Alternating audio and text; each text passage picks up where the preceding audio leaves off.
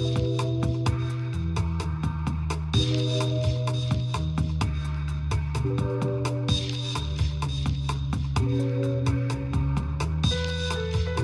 I'm Morgan Peckma, Editor-in-Chief of City and State, and this is Last Look. Today, our guest is the founder of Effective New York, Bill Samuels. Bill, thank you so much for joining us today. Thanks. So we have just wrapped up our conference about constitutional change and the ballot referenda that are going to be before the voters this November. What are your takeaways from the conference? Well, I think that there's a growing momentum in New York State to really fundamentally take a look at Albany and make it the best legislature in the country.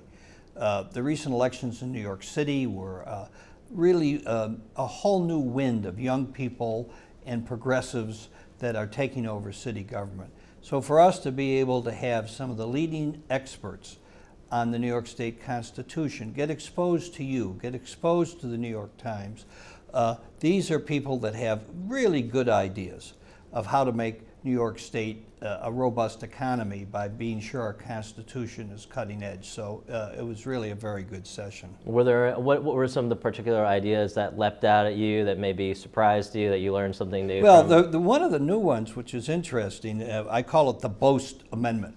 Now, no one knows Chris Boast. He's from Western New York. He's very thoughtful.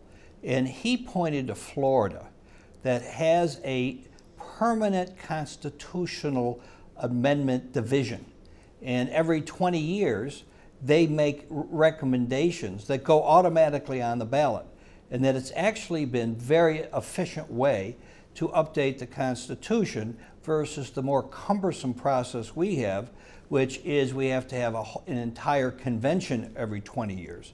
I thought that was just interesting. I hadn't really thought of that before.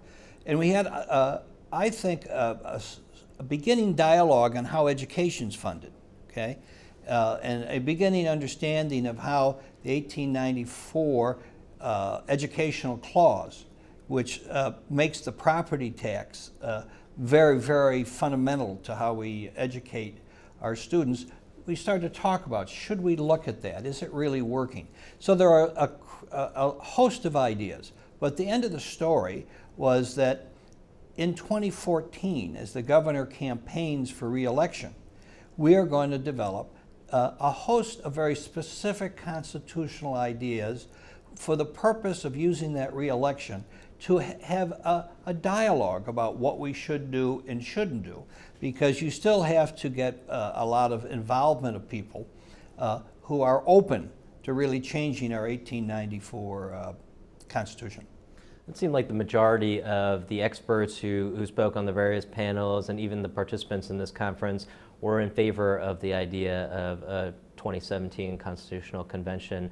What do you think, was that the aim of this conference, was to generate interest in not that really, pursuing? because I don't think we need to wait to 2017. There are certain areas that the legislature and the governor should move on now. So what we want to do in 2014 is surface a number of ideas with the hope that the legislature passes 4 or 5 major constitutional amendments in 2014 or 15. If all of that occurred, there may not need to be a constitutional convention. On the other hand, if the legislature stays as backwards and as unreceptive to major change, then there may be. So I think the first is not whether we're for a convention or not, but specifically what are some of the ideas that we think should be considered. And if we think they're good, we should try to get them approved as standalones.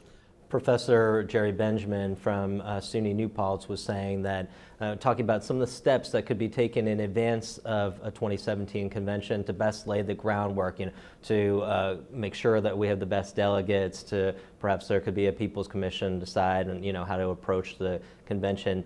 What are some of the, are you going to be proactively building for a possible convention? And if so, what steps are you going to take? We're going to be building ideas on how to make a convention good.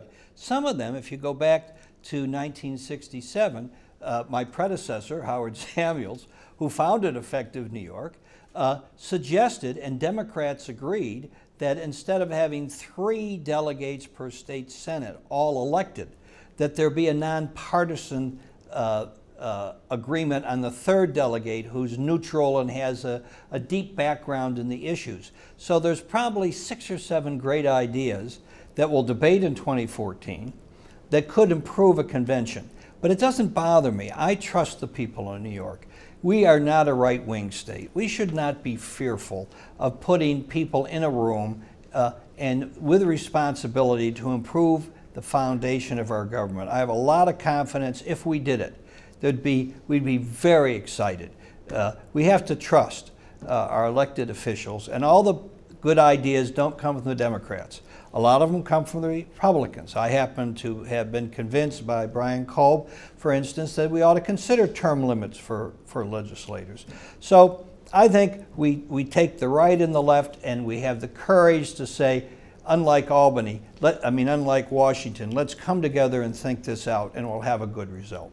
There was some debate today about to what degree we can put our faith in the public to make the right decisions. And that also kind of led to another discussion about how knowledgeable the public is about the ballot referenda. And we kind of took an informal survey, and even of the people in the room, where we had a great majority of experts and very thoroughly engaged people, that only about half of the people will see the ballot referenda prior to going to the polls and actually voting. How big a problem is if not the ignorance, just the lack of knowledge? I don't think it's as big a problem as you think. First of all, 6 of the 8 amendments are so trivial that they shouldn't even be on the ballot, but they're forced to be. And there's nothing new, going back to the founding of our country, that there's a few people that get very engaged and the others aren't. I think in this case, the New York population has become more and more focused on changing Albany. The debate on redistricting, there was never a debate like this as robust. I happen not to like the end result of what the governor did. So I think on major ideas, the public isn't the problem. The problem is Governor Cuomo. Cuomo does not lead here. He puts forward, like the casino gambling amendment, that's good, but he twists the words around in a manipulative way, and that causes people to be resentful of the idea. So I think we want to use 2014 to make Cuomo become more of a leader and take positions on these things. And I think if he does, we will make progress. And to be fair, though, Governor Cuomo did say in his policy book when he was running for governor that he supported the idea of a constitutional convention. Governor Cuomo also told me that he'd move the vote up and whether there was a constitutional convention to 2011, and he didn't do it. Governor Cuomo said we'd have an independent Moreland Commission. I was extremely excited about it because it could paint a map about how money works in politics. And what's he done? He's backtracked on it.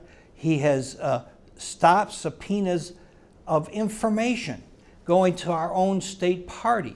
Not because what was done was necessarily wrong, but we need to understand the process if we're going to have good legislation to solve it. So, I'd like to hold him to his word, but he's had a habit of saying one thing and doing another, and we have to stand up and tell him no more. He can't do that. Talking about the fear of a constitutional convention being dominated by, let's say, very conservative or Tea Party interests, as that was one of the scenarios talked about. What about the sense that any constitutional convention would be dominated by the most moneyed special interests? That they would have the ability to, to manipulate the process and then put all their money into making sure that only the referenda, the amendments that favored their interests would, carry the day. I don't buy it. Certainly money interest on the right and the left will be involved. I'm not fearful of Tea Parties in New York. I want us to have the best Republican Party in the state. I think we can. I have much more trust that if we put people in a room, they'll do a good job. And the fact is, if they go in a room and they do some dumb things because of money in the legislature, the voters are just going to turn it down. In 1967, there were like 30 great things, but there were a couple real problem things that shouldn't have been in the constitutional suggested changes, and the voters just said, that's it, we're not going to approve any. So I'm not worried about that. I'm worried about what are the specific ideas that we think should be debated. Then we have to reduce those ideas not to criticisms, but what's the actual amendment? Let's write it. Let's write what the measure of necessity amendment should be. If we think small donor financing is important, if we think it should even be constitutional, let's write it and have a dialogue. And I think in the long run, if we don't run away from improving Albany, if we say we can do it, and we don't worry about the right or the left or the money, I think the outcome will amaze New Yorkers, because I think fundamentally the voters will do the right thing.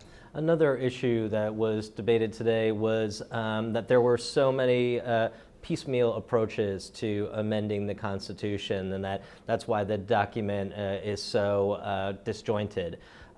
Should we look at kind of some fundamental harmonious steps to reforming the Constitution, where it's not just like, okay, this is equality reform, this equality reform, but try to find some sort of larger picture that would weave together? It's very interesting. Some people have suggested the most important amendment would be have an amendment that lists all the things that should be taken out of the Constitution.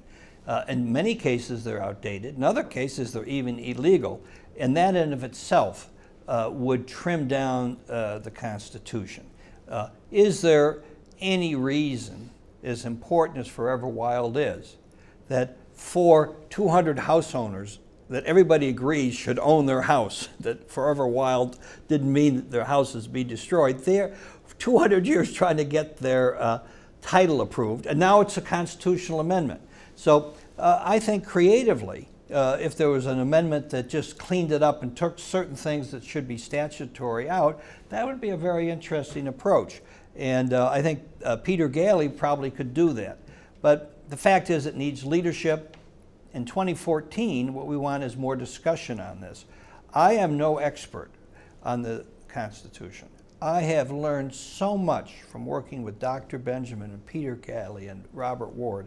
So part of it is, in my job, linking these experts with you, with the Robert Hardings, who's a reporter in Albany, and giving you access where you can call them and become more conversant, so that the press and the TV can make a better presentation. And I'm maybe 10% of where I need to be.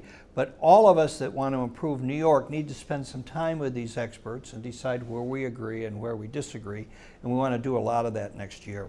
Professor Benjamin took us through the nuances of the 6 referenda that are going to be on the ballot this year.